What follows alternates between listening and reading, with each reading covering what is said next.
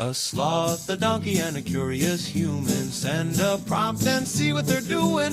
One hits record with a question on his mind. Two brothers pick it up, see what they find. Corn takes his time, Herman's got the facts. Back and forth, they never hold back. My weird prompts, come on in, that's where we begin. My weird prompts, glad you're here. This episode was generated using artificial intelligence. Please verify facts. My Weird Prompts is a community-driven initiative exploring how AI can fuel curiosity and uncover the fascinating ways our world works. GPU compute for this podcast is generously provided by Modal. Learn more at modal.com. You know, Herman, I was looking at my computer the other day, just watching the task manager while I was working on some massive spreadsheets, and I realized that most of us treat these machines like magic black boxes. We press a button, things happen, and we only really notice the hardware when it gets loud or slow. But our housemate Daniel sent us a prompt that really pulls back the curtain on what is happening at the literal atomic level of these processors. He wanted us to dig into the silicon-level mechanics of CPU performance. And honestly, it is a perfect follow-up to some of the stuff we have touched on in the past, like back in episode 559 when we talked about the heat wall.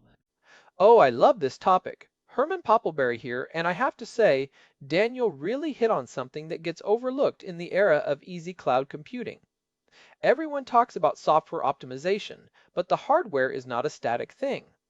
When you buy a processor, whether it is from Intel, AMD, or Apple, you are basically buying a piece of art that has been mass-produced with a specific set of tolerances. But here is the secret. Those tolerances are incredibly conservative. They are designed so that the chip works in a dusty office in the middle of a desert just as well as it works in a climate-controlled server room. That means there is almost always a massive amount of performance and efficiency, sometimes 10 to 15%, just sitting there waiting to be claimed by anyone willing to get their hands dirty in the settings. It is like buying a car that has a speed limiter set to 60 miles per hour, because the manufacturer wants to make sure the engine lasts 50 years, even if you never change the oil. But if you know what you are doing, you can find that extra gear. Before we get into the tuning though, I want to start with the basics because I think people skip over the foundation. When we talk about a CPU instruction at the hardware level, what are we actually talking about? Is it just a string of ones and zeros that triggers a physical switch? That is exactly what it is, but it is helpful to think of it as a state machine. At its most fundamental level, a CPU is a massive collection of transistors acting as logic gates. When an instruction comes in, it is essentially a numerical code that tells the processor which pathways to open and which ones to close. Imagine a giant Rube Goldberg machine where, depending on which ball you drop at the top, a different set of levers and pulleys activates. The instruction is the ball. In a modern processor, this happens billions of times per second. The instruction goes through what we call the fetch, decode, and execute cycle. First, the CPU fetches the instruction from memory. Then, the decoder has to translate that binary code into signals that the rest of the chip understands.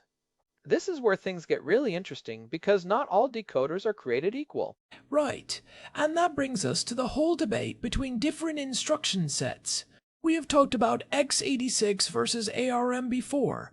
But for someone who missed episode 730, why does the language the chip speaks actually change how the physical hardware is built? It comes down to the philosophy of complexity. Think of x86, which is what powers most, Windows desktops and laptops as a language with very complex, multi-part words. This is called CISC, or Complex Instruction Set Computing. One single instruction in x86 might tell the computer to load a number from memory, add it to another number, and then store it back. It is very powerful, but the decoder, the part of the chip that translates that command, has to be huge and power-hungry to handle all those complex possibilities. On the other side, you have RISC, or Reduced Instruction Set Computing, which is what ARM and RISC-V use. Their instructions are much simpler. They are like short, punchy sentences. To do that same task, an ARM chip might need 3 separate instructions, but because those instructions are so simple, the decoder can be tiny and incredibly fast. So if the decoder is smaller and simpler, you can fit more of them on the chip, or you can use the extra space for more cache, or just make the whole thing more power efficient. Is that why my phone, which uses an ARM chip, can stay cool while my desktop sounds like a jet engine when it is doing the same basic tasks? Precisely. The x86 architecture is carrying around 40 years of legacy baggage. It is incredibly compatible, which is why you can run software from the 90s on a modern machine, but that compatibility has a tax. That tax is paid in transistors and heat. Every time an Intel or AMD chip runs, it is spending a significant portion of its energy just figuring out what the instructions are asking it to do before it even does the work.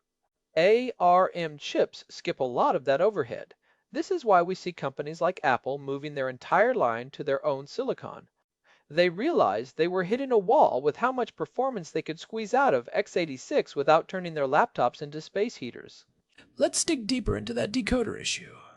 If the x86 decoder is so much more complex, does that mean it is physically larger on the die? Like, if we looked at a microscope image of an Intel Arrow Lake chip versus an Apple M4, would we see a massive difference in the front end of the core? In a modern x86 core, the decoder and the associated hardware to handle out-of-order execution can take up a huge chunk of the core's real estate. Because the instructions are variable length, some are 1 byte, some are 15 bytes, the CPU doesn't even know where the next instruction starts until it decodes the current one. It has to use incredibly complex branch predictors to guess what is coming next. If it guesses wrong, it has to flush the entire pipeline, which wastes energy and time. ARM instructions are all the same length. It is like a perfectly spaced train track. The decoder knows exactly where every instruction begins and ends, which makes the whole front end much leaner. That leads perfectly into the specialized instructions Daniel mentioned. He asked about AVX and SSE. I have seen those in spec sheets, and I know they are supposed to be for heavy lifting, but I also heard they can absolutely melt the processor if you are not careful. What is the hardware actually doing there? AVX, or Advanced Vector Extensions, is like giving your CPU a specialized heavy-duty crane. Standard instructions usually work on 64 bits of data at a time. AVX 512 can work on 512 bits at once. It is incredible for things like video encoding, scientific simulations, or artificial intelligence workloads. But because it is activating so much more of the silicon at once, the power density is off the charts. It is like turning on every single light and appliance in your house at the same time. The wires get hot. In fact, many Intel chips have a specific AVX offset in the BIOS. As soon as the chip detects an AVX workload, it automatically drops its clock speed by 200 or 300 megahertz because it knows that if it stayed at full speed, it would pull more current than the voltage regulators could handle, or it would hit 100 degrees Celsius in seconds. That is fascinating. So the chip is actually smart enough to downclock itself to avoid self-destruction when it is using its most powerful tools. It makes me wonder about the trade-offs. If I am a regular user, or maybe someone doing some light creative work, am I really seeing the benefit of these extensions if they cause the chip to throttle? You are, because even at a lower clock speed, the amount of work done per cycle, what we call IPC, or instructions per clock, is so much higher with AVX that it still finishes the task faster. But this is where the tuning comes in. A sophisticated user can go into the BIOS and adjust those power limits. You can tell the motherboard, hey, I have a massive liquid cooler. I can handle the heat. Do not throttle the AVX instructions so aggressively. This is where you move from a consumer to a power user. You are taking control of the power delivery. Let's talk about the physical reality of that power delivery. I remember you telling me once that the power consumption of a CPU does not just go up linearly with speed, it is more like a steep cliff. Can we break down that math? It is a quadratic relationship, Korn. This is the most important piece of math in all of hardware tuning. Power consumption is proportional to the capacitance times the voltage squared times the frequency. The formula is P equals C times V squared times F. The key there is the voltage squared. If you increase the frequency or the clock speed by 10%, your power draw goes up by about 10%. But if you increase the voltage by 10% to support that higher speed, your power draw goes up by 21%. This is why modern CPUs are so sensitive to voltage. Manufacturers often overvolt their chips out of the factory. They want to ensure that even the absolute worst piece of silicon that barely passed quality control will be stable. If you happen to have a better than average chip, which is what people call winning the silicon lottery, your CPU is likely receiving way more power than it actually needs to stay stable. So, when people talk about undervolting, they are essentially just trimming away that excess safety margin that the manufacturer built in. And the benefits are massive. Think about it. If power is proportional to voltage squared, even a tiny reduction in voltage leads to a huge reduction in heat. If you can drop your voltage by even a small amount, say 50 or 100 millivolts, you can see a drop in temperature of 10 degrees Celsius or more. And because the chip is running cooler, it often performs better. Modern processors have these internal boost algorithms, like Intel's Adaptive Boost or AMD's Precision Boost Overdrive, that are constantly checking the temperature. If the chip sees that it has thermal headroom, it will automatically push the clock speed higher. So, by giving it less power, you are actually giving it the thermal space to run faster. It is counterintuitive, but in the modern world, undervolting is often the best way to overclock.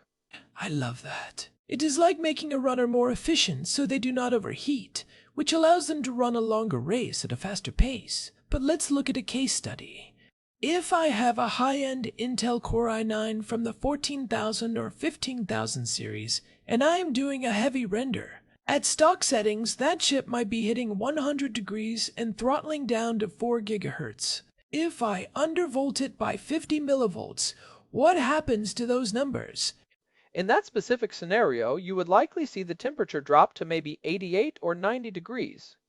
Because you are no longer hitting that 100-degree thermal limit, the CPU's internal controller says, "Oh, I have room to breathe," and it might sustain 4.4 gigahertz instead of 4. You have just gained 10% more performance while using less power and making less noise. It is one of the few free lunches in physics. That is incredible. But let's talk about the BIOS level stuff. For a lot of people, the BIOS is a scary place. It looks like something out of the 80s, and there are all these warnings about how you can destroy your hardware. But if we are talking about optimization, that is where the real work happens, right? What are the key levers someone should look for if they want to optimize their machine without being an expert? The first one is load line calibration, or LLC. When a CPU goes from doing nothing to doing a massive amount of work, the voltage can actually dip momentarily because of the sudden demand for current. This is called V-droop. If the voltage dips too low, the system crashes. To prevent this, motherboards often overcompensate by pumping in extra voltage all the time. LLC allows you to flatten that curve. It ensures the voltage stays consistent regardless of the load. If you set it correctly, you can run a lower overall voltage because you do not need that extra cushion to account for the dip. Okay, so LLC is about stability and precision. What about the power limits? I always see things like PL1 and PL2 in the technical reviews. Those are the gatekeepers of your performance. PL1 is basically the long-term power limit. It is what the chip is allowed to draw indefinitely. PL2 is the short-term burst limit. Manufacturers like Intel set these based on their advertised thermal design power, or TDP. So a chip might be rated at 65 watts, but in reality it will burst to 150 watts for 28 seconds. That time limit is called tau and then drop back down to 65. If you have a good cooling system, one of the easiest ways to get a free performance boost is just to raise those limits. Tell the chip it can stay at that burst level forever. As long as your cooler can keep up, you have just turned a mid-range chip into a high-end one. It really feels like we are talking about a hidden layer of the ownership experience. Most people buy a product and assume they are getting 100% of what they paid for. But with silicon, you are getting a baseline, and the rest is up to you. But I have to ask, what is the catch? If I undervolt and raise my power limits, am I shortening the life of my processor? We hear a lot about electromigration and things like that. That is the great irony, Korn. Undervolting is actually safer for your hardware than the stock settings. Heat and high voltage are what cause electromigration, which is basically the physical movement of atoms in the copper or aluminum traces because of high current density. Imagine the electrons as a rushing river. If the river is too fast and too high, it starts eroding the banks. Over time, this can create tiny gaps or shorts that kill the chip. By undervolting, you are slowing down that river and reducing the heat. You are actually extending the life of your CPU. Now, raising power limits and overclocking the frequency, that can increase wear if you are pushing crazy voltages. But for 99% of people doing sensible tuning, you are actually making the machine more efficient and more durable. So, we are essentially talking about a win-win scenario. Better performance, lower temperatures, and potentially a longer lifespan. But there has to be a point of diminishing returns. You can't just keep undervolting forever, or the chip won't have enough pressure to move the electrons, right? You eventually hit the stability wall. This is where the computer just turns off or you get the dreaded blue screen of death. The goal is to find the sweet spot, the lowest possible voltage that passes every stress test. And this is where the real-world performance analysis comes in. In my experience, and looking at the data from the hardware community, a well-tuned system can often see a 5 to 10% increase in actual frames per second in games or rendering speed, but the real gain is in the thermals. I have seen systems where the fans go from a loud drone to being completely silent while doing the exact same amount of work. To me, that is the real luxury of hardware tuning. It is not just about the speed, it is about the elegance of the system. I think that elegance is something people really value, even if they don't know the technical terms for it. Nobody likes a loud, hot computer. But let's look at the broader picture. We are in 2026 now, and we are seeing a shift in how these chips are being designed. We are moving away from just chasing clock speeds. Remember the early 2000s when it was all about the megahertz myth? It felt like every week a new chip came out that was 500 megahertz faster. Now, we are seeing chips that stay at roughly the same clock speeds for years, but they get much more efficient. That is because we hit the thermal wall that we talked about in episode 559. You can't really go much beyond 5 or 6 gigahertz without using exotic cooling like liquid nitrogen. The physics of silicon just won't allow it. So the innovation has shifted to architecture.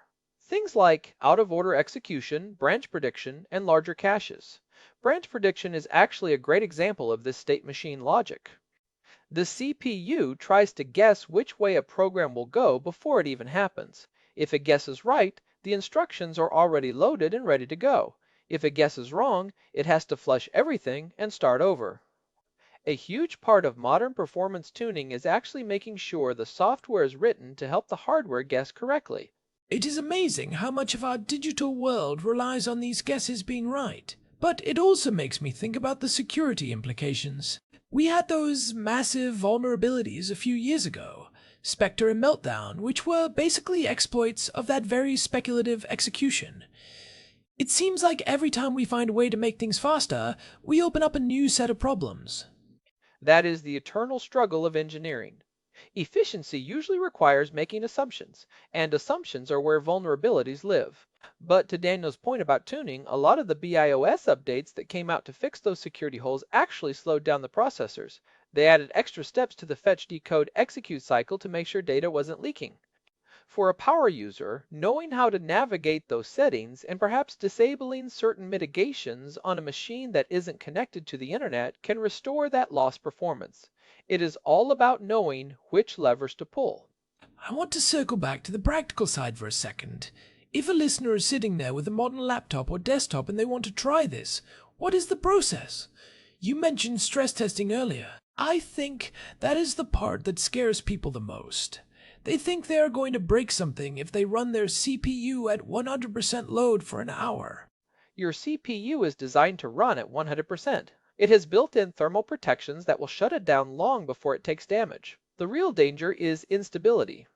If you are undervolting, you need to use tools like Prime 95 or OCCT. These programs push the CPU with extremely complex mathematical calculations. If the CPU makes even a single error, the program will tell you. That means your voltage is too low. You bump it back up a little bit and you test again. It is a tedious process, but once you find that stable point, you can set it and forget it. You have a custom-tuned engine for your digital life. It reminds me of the old days of overclocking, which we covered in episode 684, but it feels more refined now. Back then, it was just about seeing how high you could push the numbers. Now, it feels like we are trying to find the perfect balance. It is more like tuning a musical instrument. You want it to be in tune with the laws of physics. That is a great analogy, and we are seeing this move into the workstation space too. In episode 663, we talked about the difference between consumer and workstation power. Even in the professional world, where people are using Threadrippers or Xeons, this kind of tuning is becoming essential. When you are doing a 30-hour render, a 5% increase in efficiency isn't just a number. It is hours of your life saved. It is less wear on your expensive components. It is a lower power bill. Let's talk about that stability wall for a second. Why does it happen? If I keep dropping the voltage, why does the CPU eventually just give up? Is it because the transistors aren't switching fast enough? Every transistor needs a certain amount of electrical potential voltage to overcome its internal resistance and switch states. As you lower the voltage, the time it takes for that transistor to flip from a 0 to a 1 increases. If the voltage is too low, the transistor might still be in the middle of switching when the next clock cycle hits. The CPU then reads a garbage value, the logic breaks, and the whole system collapses. This is why higher clock speeds require higher voltages. You need more pressure to make the switches happen faster. The goal of undervolting is to find the absolute minimum pressure required for your specific transistors to hit their timing targets. And that brings us back to the silicon lottery. No two chips are identical because of the manufacturing process. We are talking about features that are only a few nanometers wide. At that scale, even a single atom out of place can change the electrical characteristics of a transistor. Precisely. When they are etching these transistors using extreme ultraviolet lithography, the statistical probability that every single one of the billions of transistors on a die will be perfect is 0. So, every chip has its own unique personality. Some might have a slightly higher leakage current, which means they get hotter but can hit higher speeds. Others might be very efficient but hit a wall early. When you tune your CPU, you are essentially getting to know that personality. You are filling in the gaps that the manufacturer's broad stroke settings missed. It makes me wonder if we will ever get to a point where manufacturing is so precise that the silicon lottery disappears. If we could perfectly control every single atom, would every I9 be exactly identical to every other I9? In theory, yes. But in practice, we are fighting against the laws of entropy. And honestly, I think the variety is part of what makes the hobby interesting. If every chip was the same, there would be no reason to tune them. We would just have a perfect setting from the factory, and that would be it. The imperfection is what creates the opportunity for optimization. That is a very philosophical way to look at a piece of hardware. The imperfection is where the human element comes in. I like that. It is like a cracked piece of pottery that you fix with gold, the Japanese art of kintsugi. We are taking a slightly imperfect piece of silicon and making it better through our own understanding and effort. I love that comparison. And let's be honest, there is a certain satisfaction in knowing that you are getting more out of your hardware than the average person. It is that conservative mindset of stewardship. You have this resource, this incredible piece of technology, and you are taking the time to understand it and maintain it at its peak level. You aren't just a passive consumer, you are a participant in the technology. So, what do you think the future looks like for this? We are starting to see AI being integrated into the BIOS itself. Do you think we are reaching a point where the manual tuning we are talking about will become obsolete? Will the chip just tune itself in real time based on the workload? We are already seeing the early stages of that. Modern chips have thousands of internal sensors monitoring voltage, current, and temperature at a microsecond level. AI in the BIOS is the next frontier. Imagine a system that monitors your specific usage patterns for a week. Maybe you play a lot of games, or maybe you do a lot of Python coding, and then it creates a custom voltage frequency curve that is optimized specifically for the apps you use. That would be incredible. But even then, I think there will always be a place for the manual touch. AI is always going to prioritize a certain level of safety and broad compatibility. There will always be that last 2 or 3% that only a human who knows their specific cooling setup and their specific tolerance for risk can reach. It is the difference between a car with an automatic transmission and a manual. The automatic might be more efficient for most people, but the manual gives you that direct connection to the machine. I think for our audience, that connection is part of the draw. And it's not just about the performance, it's about the understanding. When you understand why an AVX workload makes your fan spin up, or why your laptop throttles when it's on your lap versus on a desk, the world makes more sense. You stop being frustrated by your technology and start working with it. Well, I think we have covered a lot of ground here, from the fetch, decode, execute cycle to the quadratic nature of power consumption. It really comes down to the fact that your CPU is a physical object governed by the laws of thermodynamics, not just a magical calculator. If you treat it with respect and take the time to tune it, it will reward you. It really will. And for anyone who wants to dive deeper into the specific architectures, I highly recommend checking out our archive.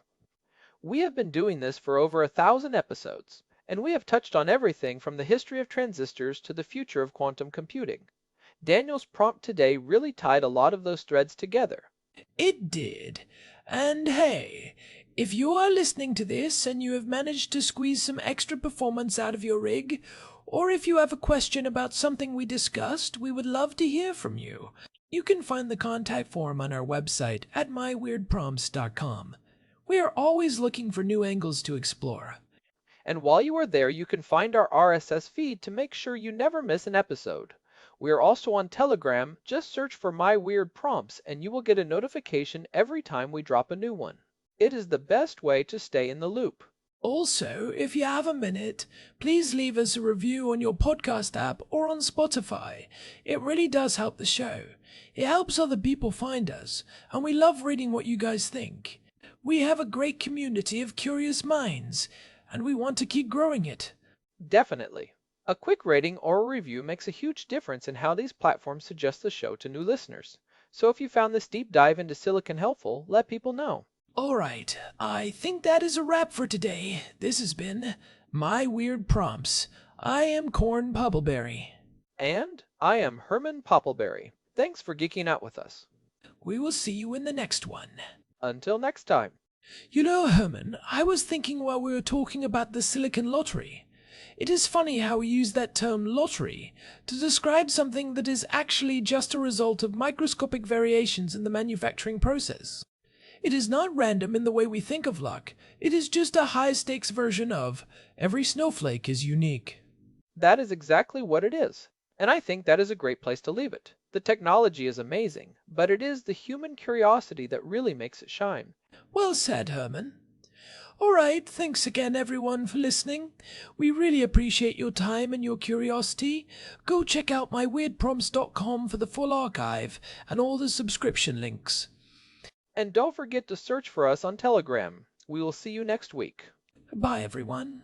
Take care. This episode was generated using Gemini Flash 3. Text-to-speech engine was Chatterbox. Thanks for listening to our show, My